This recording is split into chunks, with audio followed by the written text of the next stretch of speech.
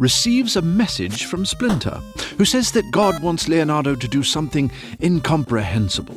You must take your youngest mutant, Michelangelo, to the top of the Empire State Building and sacrifice him.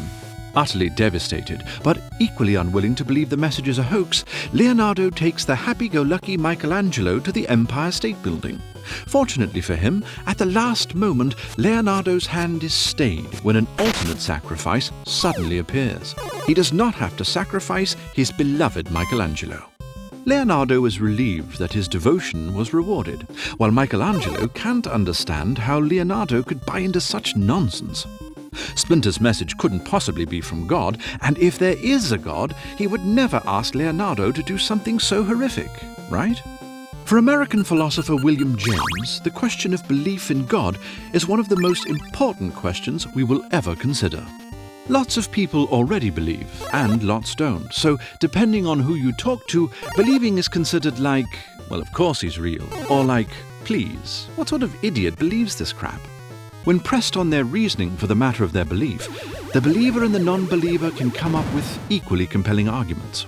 For James, a belief's value resides in how it cashes out, not whether it's true in some objective sense. In other words, how useful believing is.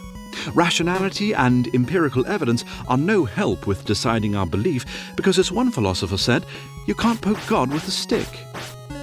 Consequently, James thinks it's acceptable to believe in something despite its lack of scientific rigor. In other words, our emotional nature comes into play on certain beliefs. Belief in God, then, is a matter not of logic or science, but of volition, of will. But it's not a mere matter of believing because it makes you feel good. It's a matter of taking the options seriously. For example, you can entertain the fact that fairies exist, but there is no risk attached to it. James would call this a dead hypothesis. Not so with deciding whether or not you believe in God. The choice you make is a big deal. It impacts your life in profound ways.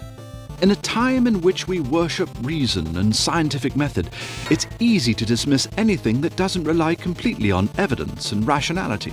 But to James, our will to believe is a legitimate option that should not and cannot be dismissed. So, dear viewer, the pragmatic question is, are you better off believing or not?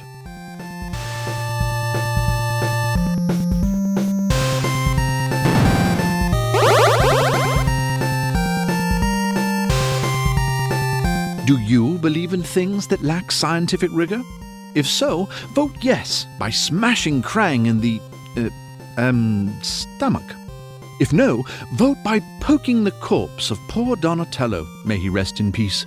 Thanks for watching, beloved viewer.